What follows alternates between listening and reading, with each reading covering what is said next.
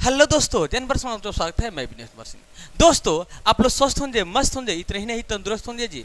तो मेरे प्यारे, आज पढ़ाने वाले हैं जी ब्रीथ। हाँ जी, ब्रीथ के सभी ऑब्जेक्टिव जो कराएंगे, ऑब्जेक्टिव में no objection and no doubt, सीधे टीच आउट। इससे पहले मेरे प्यारे, हाँ जी, 5 मिनट अगर आपके पास समय है अपने लिए दे सकते हैं भाई, तो मैं बेसिक बता दूंगा। क्योंकि जब तक बेसिक मजबूत ना हो, कहा जाता है कि जब तक नेव ना मजबूत रहेगा, इमारत कितनों भी बड़ा थड़ा कर लीजिए भाई, गिरिए जाता है।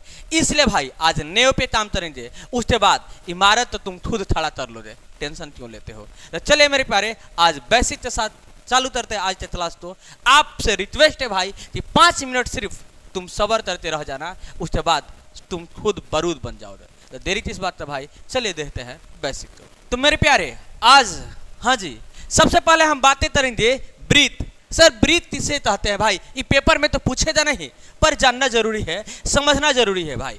हाँ, मैं बोलूं तुझसे समान, हाँ, समान त्रिज्याओं से घेरे हुए क्षेत्र, मतलब समान रही त्रिज्या समान लेते रहेगा भाई, आज क्षेत्रफल घिरेगा, उसी को कहते हैं भाई ब्रीथ। मतलब यहाँ पे त्रिज्या अगर 5 है मेरे प्यारे, तो यहाँ पे त्रिज्या 5, यहाँ पे त्रिज्या 5, माने चारों तरफ भाई त्रिज्या 5। ये क्षेत्र भाई समान त्रिज्या लेके ये क्षेत्र घेर दिया भाई, उसी कहते हैं मेरे भाई ब्रीथ कहते हैं। हाँ जी, हबड़ाना मत, धबड़ाना मत, ए मेरे प्यारे, इसे कहते हैं ब्रीथ। अब कहिए जाती सर जी त्रिज्या किसे कहते हैं भाई, सब कुछ मैं बताऊंगा विधिवत। इससे जो भी ऑब्जेक्टिव भाई अगर आज तक बेसिक तुम तर लेते हो, एकदम बल्ले बल्लो तोरे दे भाई। इसे हम कहते हैं परिधि। ये तो पूरा तो कहेंगे ब्रीथ, जो क्षेत्रफल जितना घेरा है भाई। अगर मैं इसको रंग दूं, अंदर वाला जितना इसका क्षेत्रफल है भाई, अंदर जितना क्षेत्रफल बन रहा है, जितना मैंने तलई कर दिया है, इसको बोलेंगे भाई क्षेत्रफल। इसको क्या बोलेंगे भाई, क्षेत्रफल। हाँ, वृत्त अंदर का क्षेत्र तो बोलते हैं भाई वृत्त का क्षेत्रफल। अब मेरे प्यारे देखो, इस साइड वाला तो कहते हैं भाई परिधि, क्या कहते हैं परिधि। और गुरु जी क्या, इसको कहते हैं भाई त्रिज्या, क्या कहते हैं भाई त्रिज्या। इसको कहते हैं भाई केंद्रक। अभी ऑब्जेक्टिव कैसे पूछता है सब कुछ हम विधिवत बताएंगे। कहते हैं भाई केंद्रक, तुम हबड़ाना मत, धबड़ाना मत। अब मेरे प्यारे देखो, हाँ, अगर पूछ दे कि एक वृत्त में परिधि की संख्या कितनी होती है भाई, ऑब्जेक्टिव में पूछता है, पूछेगा तो क्या तो हो दे कि ए दो वृत्त में भाई परिधि की संख्या कितना, तो बोलोगे सर जी एक वृत्त में कितनी परिधि खींची जा सकती है भाई, तो भाई समान त्रिज्या रहित परिधि तो एक ही खींचेंगे ना जी।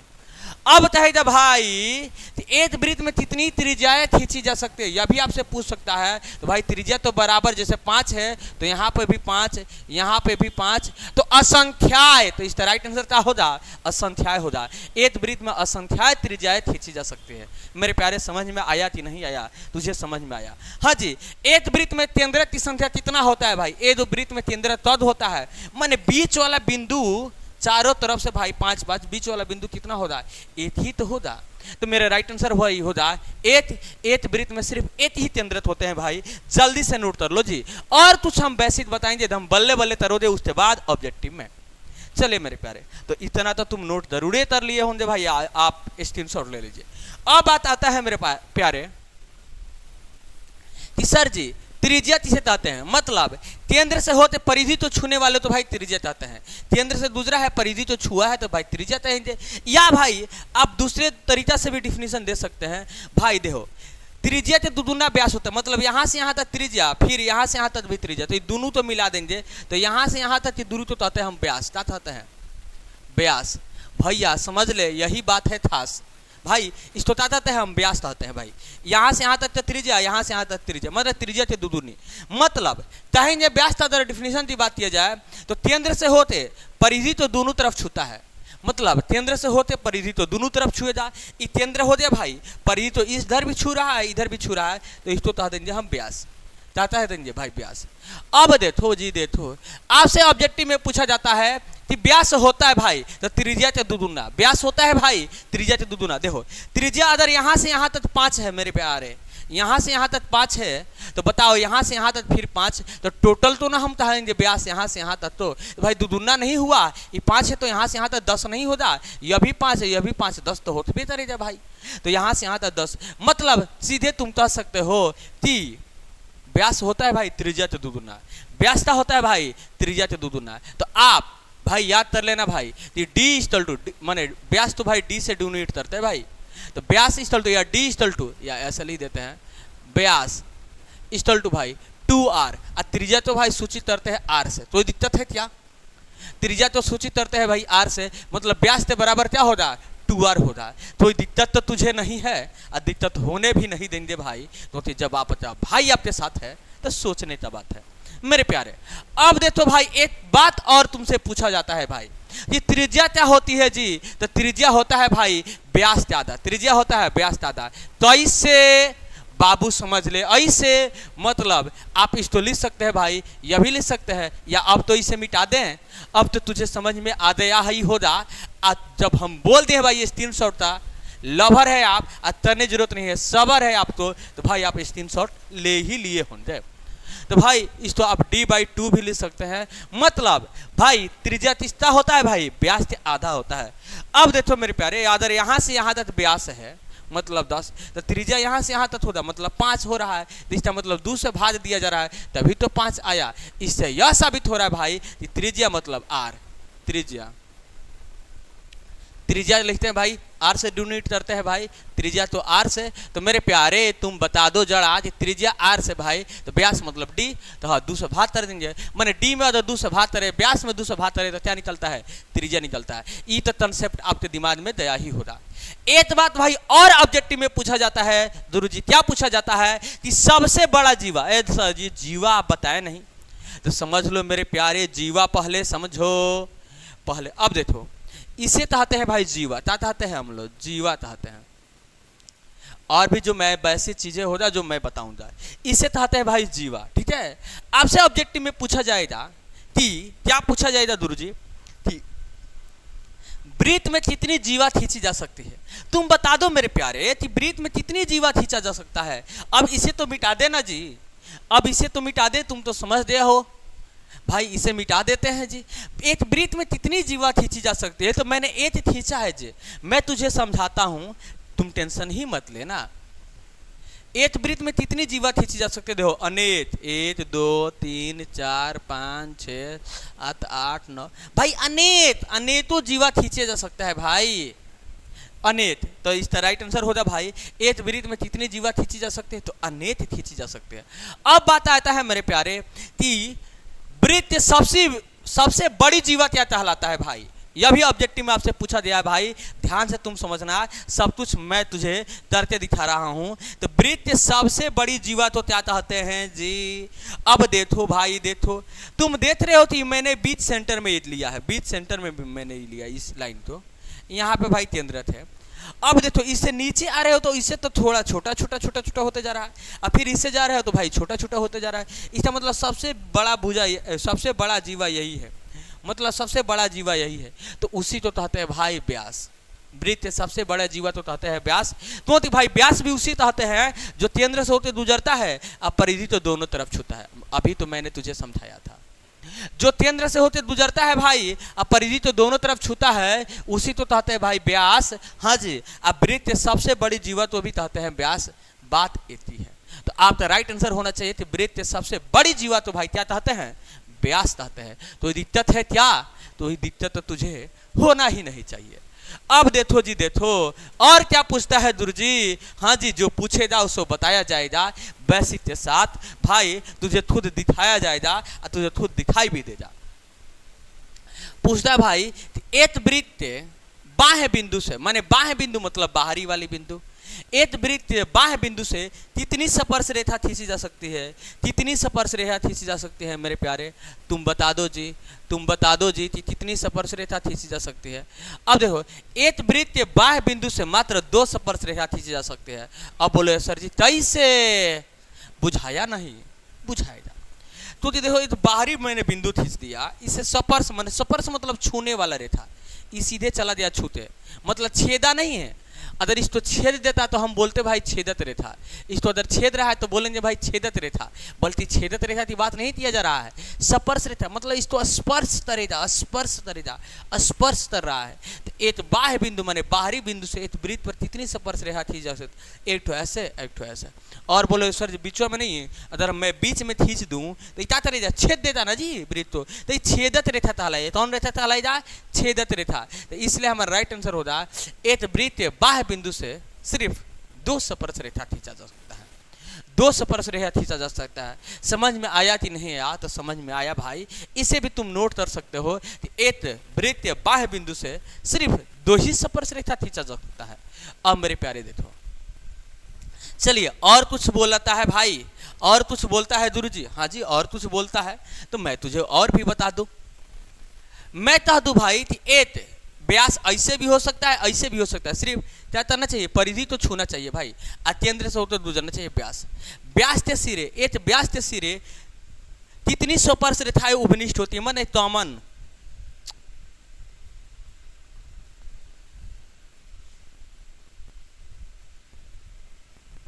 एक ऐसे होता स्पर्श रेखा, ऐसे होता, एक व्यास के सिरे पे तो ऊपर होता है तो नीचे होता, तो मात्र 2 होता।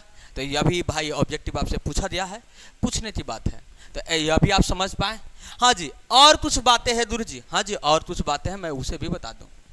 अब देखो एक और चीज है भाई, एक वृत्त पे अगर एक स्पर्श रेखा खींची जाए, एक वृत्त पे स्पर्श रेखा खींची जाए, मैंने स्पर्श रेखा खींच दिया, तो भाई केंद्र से अगर इसे मिला दे तो यहाँ पे लंब होता है, केंद्र से मिला देते हैं तो भाई यह लंब हो जाता है। मतलब जब भी स्पर्श रेखा रहेगा और केंद्र से कोई लाइनिंग मिला है तो समझ लेना कि 90 डिग्री का कोण बनेगा। समझ में आया कि नहीं आया भाई, एक वृत्त पे स्पर्श रेखा है, केंद्र से मैंने मिला दिया तो कितना डिग्री का कोण भाई, 90 डिग्री का। समझ में आया ना तुझे, समझ में आ रहा ही होगा। हाँ जी और भी कुछ सर जी, वृत्त, एक वृत्त भाई कोण की माप कितना होता है, तो 360 डिग्री, एक वृत्त टोटल कोण कितना बनाता है भाई, 360 डिग्री का कोण बनाता है। ये अभी तुझे तो मालूम ही होना चाहिए, तुझे मालूम ही होगा। और गुरु जी कुछ बेसिक है चीजें, हाँ जी बता देते हैं। एक वृत्त भाई छेदत रेखा किसे कहते हैं भाई, वृत्त में भाई छेदत रेखा किसे कहती है, जो वृत्त तो 2 बिंदुओं पर प्रतिच्छेद करता है उसको बोलते हैं भाई छेदत रेखा। मतलब यहाँ पे भी छेदा, यहाँ पे भी छेदा, तो उसको बोलेंगे भाई छेदत रेखा। एक वृत्त भाई 2 बिंदुओं पर प्रतिच्छेद करने वाली बिंदु, हाँ एक वृत्त 2 बिंदुओं पर प्रतिच्छेद करने वाले बिंदु को क्या कहते हैं गुरु जी, छेदत रेखा कहते हैं। मतलब कोई वृत्त है, एक वृत्त हो गया, इसको कोई लाइन आया भाई, यहाँ पे छेद दिया भाई, यहाँ पे छेद दिया, तो इसे बोलेंगे भाई छेदत रेखा। समझ में आया कि नहीं आया तुझे, समझ में आ रहा ही होगा। तो चले मेरे प्यारे, यही सब बेसिक चीजें अगर इतना तुझे समझ में आया है तो आज ये क्लास में देखो भाई तुम ऑब्जेक्टिव में कैसे बल्ले बल्ले करते हो, और नो डाउट करते हो, ऑब्जेक्टिव तो सीधे टीच आउट करते हो भाई, तो देखने की जरूरत है। चले मेरे प्यारे, सबसे पहले इसे स्टिल इन ऑफ कर देते हैं भाई।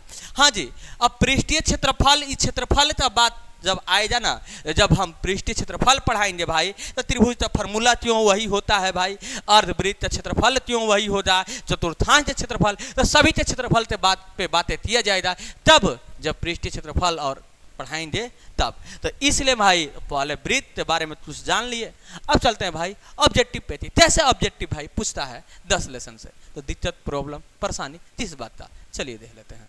तो आज के लिए जो फर्स्ट प्रश्न है, हाँ जी जो 2023 में पूछा भी हुआ है, जो ऑलरेडी आप लोग स्क्रीन पे दिखाई दे रहा है, ए गुरु जी क्या कह रहा है, सिर्फ देखने की तुझे जरूरत है। कह रहा एक वृत्त, एक अर्धवृत्त की त्रिज्या, अच्छा एक अर्धवृत्त की त्रिज्या मेरे प्यारे कितना है जी, तो बोलो जो सर जी 3r है, यही तो दे रहा है, तो उसकी परिमिति होगी, परिमिति तो है या परिधि तो है, बात एक है भाई, अभी मैंने बताया था परिमिति तो है परिधि तो है, बात एक है। अब गुरु जी क्या, तो अब मेरे प्यारे देखो जी, मैंने एक वृत्त बना दिया जी, मैंने एक वृत्त बना दिया, इसे ना जब आधा आधा हम बांट देंगे तो इसको कहते हैं आधा, तो कहते हैं अर्धवृत्त, क्या कहते हैं आधा तो अर्धवृत्त। अब मेरे प्यारे देखो इसका भाई इस परिधि का अगर बात किया जाए कि सर जी इसका परिधि का फॉर्मूला क्या होता है, किस पे निकलता है, तो भाई वृत्त परिधि होता है भाई, यहाँ पे देख लो वृत्त का परिधि भाई फॉर्मूला होता है 2 पाई r, वृत्त परिधि का फॉर्मूला होता भाई 2 पाई आर, माने टोटल था। अब मेरे प्यारे बताओ जी भाई, तारा थे वृत्त अर्ध वृत्त परिधि बताइए आप, अर्ध वृत्त। अब देखो जब हम आधा काट दिए तो इसे मिटा देंगे, आधा आधा हो गया, आधा हो गया भाई। हाँ जी, एक वृत्त था तो भाई इसका टोटल परिधि, टोटल इसका परिधि तो लंबाई थे भाई फॉर्मूला होता है 2 पाई आर। हाँ, परिधि तो अगर लंबाई निकालना होती है कितना लंबा परिधि है तो भाई 2 पाई आर पे बना लेते हैं। अब मैंने इसे काट दिया, जैसे मैंने यहाँ पे डायग्राम बनाया। अब मैंने इसे काट दिया तो भाई इसका मतलब 2 जगह बांट दिया, आधा दिखाई दे, अर्ध मतलब आधा, वृत्त मतलब वृत्त, आधा वृत्त, तब परिधि निकालना है भाई। तो आधा मैंने बांट दिया तो इसमें भी तो 2 से भाग करेंगे तो 2 से 2 कट जाएगा तो आ जाएगा भाई पाई आर। अब मेरे प्यारे यहाँ पे समझो, जो पाई आर आया है सिर्फ यही तो आया है, यही आया है, मगर यह नहीं आया। तो बीच में से काटे हैं तो भाई इसको भी तो मिलाए हैं ना जी, इसको भी तो मिलाए हैं। तो यहाँ पे आर और यहाँ पे आर, तो कितना हो जाएगा 2 आर। तो भाई तो प्लस में हमें जोड़ना होगा 2 आर, प्लस में जोड़ देंगे भाई 2 आर, तो हमारा क्या निकल जाएगा भाई, टोटल वृत्त परिधि था 2 पाई आर, भाग कर दे तो भाई अर्धवृत्त हो गया। तो यहाँ पे लिख देते अर्धवृत्त, अर्धवृत्त। तो साइड साइड वाला ना हुआ जी, यह तो नहीं लिखे भाई, तो यह आर है, यह आर, तो प्लस में लिख देंगे भाई 2 आर। तो भाई वृत्त परिधि का फॉर्मूला बन जाता है पाई आर प्लस 2 आर। भाई हबड़ाना नहीं है, बारीकी से समझना है। टोटल वृत्त का भाई परिधि का क्षेत्रफल होता है 2 पाई आर। हाँ जी, जो मैंने टोटल वृत्त बना दिया तो इसका परिधि तो लंबाई निकालेंगे तो फॉर्मूला 2 पाई आर लगाएंगे। अब देखो 2 से अब आधा करने के लिए 2 से मैंने भाग कर दिया तो आ गया पाई आर। अब देखो जब हम आधा भाग किए, मान चलो ये आधा इतना हो गया, आधा इतना हो गया, ये आधा है, तो भाई आधा तो इसका ना लंबाई हुआ सिर्फ पाई आर। इसको अगर बंद कर रहे हैं तो फिर यहाँ से यहाँ तक आ रही, यहाँ से यहाँ तक फिर ई आर, तो 2 आर के बराबर नहीं हो रहा है, तो इसलिए प्लस में जोड़ा जा रहा है भाई 2 आर। समझ में आया ना, तुझे समझ में आया? तो वृत्त, अब बताओ कि तुम वृत्त अर्ध परिधि का, हाँ वृत्त अर्ध परिमाप या वृत्त अर्ध परिधि, वृत्त बोले हम अर्ध परिमाप या परिधि। हाँ जी, अर्ध परिमाप तो ही हम क्या कहते हैं भाई, अर्ध परिमाप या अर्धवृत्त परिधि, बात इतने है। हाँ, अर्ध परिमाप माने वृत्त अर्ध परिमाप तो ही या वृत्त अर्धवृत्त परिधि तो है, बात इतनी है। अर्धवृत्त परिधि तो है या वृत्त अर्ध परिमाप तो है भाई, बात इतने है। माने परिमाप परिधि तो बात भाई इतने, ऐसा हबड़ाना मत, धबड़ाना मत। अब मेरे प्यारे बताओ कि अर्धवृत्त परिधि या अर्धवृत्त परिमाप का फॉर्मूला क्या हो गया, पाई आर प्लस 2 आर। अब देखो पाई है तो पाई, क्योंकि पाई के पद में आंसर दे रहा है तो पाई, आर के जगह पे भाई तो 3 आर है, तो यहाँ पे दूंगे 3 आर कर देते हैं, अब प्लस 2 और दूंगे आर के जगह पे भाई 3 आर। अब मेरे प्यारे देखो पाई आर है तो भाई तो 3 पाई 3 आर, तो इसको लिख देंगे 3 पाई आर, कोई दिक्कत नहीं भाई। 3 पाई आर दूना में तो वैसे ही सेम उतर जाएगा, प्लस 3 दूना 6 आर, तो यही मेरा राइट आंसर हो जाएगा। और नो डाउट होगा, सीधे टिक आउट होगा। चले मेरे प्यारे देख लेते हैं, तो 3 पाई आर और प्लस 6 आर और नो डाउट सीधे टिक आउट। हाँ, ऑप्शन नंबर बी। हाँ जी, मैथ तो बनाएंगे बादशाह और नो डाउट करना होता, सीधे टिक आउट करना होता। चले मेरे प्यारे नेक्स्ट प्रश्न को देख लेते हैं। हाँ मेरा भाई, अगर थोड़ा सा भी तुझे प्रॉब्लम हो, दिक्कत हो, परेशानी हो तो आप अपना भाई समझते मेरे पास भाई कमेंट कर देना, मैं तुझे और विस्तार से बताऊंगा, मदर बताऊंगा जरूर, 100% मेरा वादा है जी। कोई भी प्रश्न में, ऐसा नहीं कि भाई इसी प्रश्न में, कोई भी प्रश्न हो। चलिए, किसी बाह्य बिंदु से वृत्त पर कितनी स्पर्शरेखा खींची जा सकती है? अभी मैंने बताया था जी, जस्ट तुझे, अभी मैंने बताया था जस्ट तुझे कि किसी बाह्य बिंदु से वृत्त पर कितनी स्पर्शरेखा खींची जा सकती है। तो यह वृत्त हो गया, तो बाह्य बिंदु हो गया, तो भाई ये यहाँ से ऐसे खींच देंगे, एक यहाँ से ऐसे खींच देंगे, तो कितनी स्पर्शरेखा? 2, बीच में खींचेंगे नहीं तो छेद देगा, तो भाई कितनी स्पर्शरेखा खींच जा सकती है? 2, तो हमारा राइट आंसर होगा 2 और नो डाउट होगा, सीधे टिक आउट होगा। हाँ जी, ऑप्शन नंबर बी। मैथ बनाएंगे बादशाह तब बनो दे, और जब नो डाउट सीधे टिक आउट करना सीख जाओ दे तब बनो दे। चले मेरे प्यारे नेक्स्ट प्रश्न को देख लेते हैं जी। चलिए सवाल देखिए भाई, नेक्स्ट तरीका होगा बेस्ट। कह रहा है मेरे प्यारे कि 6 सेमी त्रिज्या वाले वृत्त पर खींची गई समानांतर स्पर्श रेखा के बीच की दूरी होती है। अच्छा, अभी मैंने जस्ट तुझे समझाया था भाई त्रिज्या 6 सेंटीमीटर हो गया, यह भी त्रिज्या ही है। अब 6 सेंटीमीटर त्रिज्या हो जाए, इस आमने सामने भाई स्पर्श रेखा खींचा जाए, तो इसको भी मिला देते हैं। वही तो रहा है 6 सेंटीमीटर त्रिज्या वाले वृत्त पर खींची जाए समानांतर स्पर्श रेखा। समानांतर मतलब समानांतर माने बीच तरह है बराबर अंतर, उसी तो था समानांतर। तो भाई इससे कितनी दूरी होगी, तो यहाँ से यहाँ तक तो भाई 6 है, मतलब त्रिज्या 6, तो केंद्र से लेते परिधि तो छूने वाले तो त्रिज्या तक है 6, फिर यहाँ से यहाँ तक 6, तो 6 से कितना हो जाएगा 12, नो डाउट हो जाए, सीधे टी आउट हो जाए। हाँ जी, वही तो व्यास पूछ रहा है। चलिए मेरे प्यारे, हम 12 option number C, no doubt, सीधे टीच आउट। समझ में आया कि नहीं? मैंने त्रिज्या यहाँ से यहाँ तक त्रिज्या, फिर यहाँ से यहाँ तक त्रिज्या, तो टोटल यहाँ से यहाँ तक की दूरी कितना हो गया 12। भाई दोनों स्पर्श रेखा बीच से दूरी कितना हो गया 12, नो डाउट, सीधे टीच आउट। चले मेरे प्यारे, नेक्स्ट प्रश्न तो देखते हैं भाई। हाँ सवाल देखेंगे नेक्स्ट, तरीका होगा बेस्ट। चलिए भाई चलिए, प्रश्न नंबर, हाँ जी 4, प्रश्न नंबर 4 कह है मेरे प्यारे, 2 प्रतिच्छेदीय वृत्तों की उपनिष्ठ स्पर्श रेखाओं की संख्या कितनी होती है भाई? 2 प्रतिच्छेदी वृत्त, मतलब यह एक वृत्त हो गया, ठीक है। अब इसी में भाई ये तो और वृत्त हरा खींचने के लिए जो प्रतिच्छेद कर, एक और मैंने वृत्त खींच दिया, ठीक है। एक दूसरे तो छेद रहा है भाई यहाँ पे यहाँ पे। अब इस पे भाई दोनों पे स्पर्श रेखा खींचेंगे, तो भाई कितनी स्पर्श रेखा खींच सकते हैं भाई? यहाँ से स्पर्श मान लो स्पर्श कर रहा है, तो कितनी खींच सकते हैं? 2, एक ऐसे 2, और भी कहीं खींच सकते हैं। अब ऐसे खींचेंगे तो काटिए देता भाई, छेदिए देता, ऐसा खींचेंगे तो छेदिए देता, तो कितना 2। हमारा राइट आंसर भाई 2, नो डाउट, सीधे टीच आउट। हाँ जी, 2 प्रतिच्छेदी वृत्तों के बीच कितनी स्पर्श रेखा खींच जा सकती है? तो भाई 2, या उपनिष्ठ हो सकता है भाई 2। उपनिष्ठ स्पर्श रेखा की संख्या कितनी होती है भाई? 2। Option number B, no doubt. मेरे भैया सीधे कर देना तुम टीच आउट, क्योंकि हम कराते हैं ऑब्जेक्टिव में नो ऑब्जेक्शन। चलिए चलिए भाई, नेक्स्ट प्रश्न जो देखते हैं भाई, सवाल होगा नेक्स्ट, तरीका होगा बेस्ट। 5 नंबर प्रश्न जो ऑलरेडी आप लोग स्क्रीन पे दिखाई दे रहा है, क्या कह रहा है गुरु जी? सिर्फ देखने की तुझे जरूरत है। कह रहा है मेरे प्यारे, आकृति, अच्छा जी, आकृति में angle A O B equal to 130 degree, और क्या? तो एंगल ए पी बी, ठीक है। तो मान भाई बताइए क्या होगा? नो डाउट होगा, सीधे टीच आउट होगा।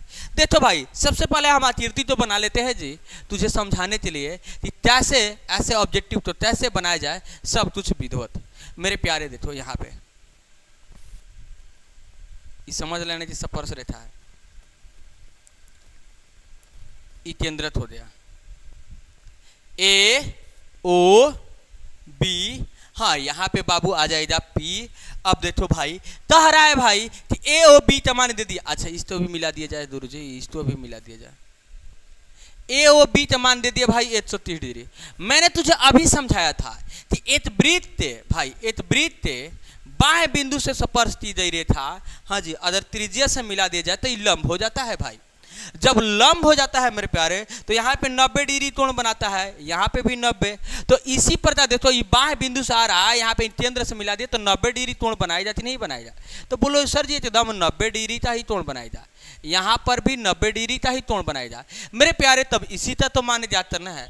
अब देखो भाई, देखो थोड़ा सा तुम चीजें समझ लो कि अब देखो भाई, तुझे चतुर्भुज दिखाई दे रहा है ए ओ बी पी, तुझे चतुर्भुज दिखाई दे रहा है जी ए ओ बी पी। तो बोलो जी सर जी मुझे नहीं समझ में आया, तो मैं तुझे समझा देता हूं जी, ऐसा ही ना है, ऐसा ही तो है, ऐसा ही है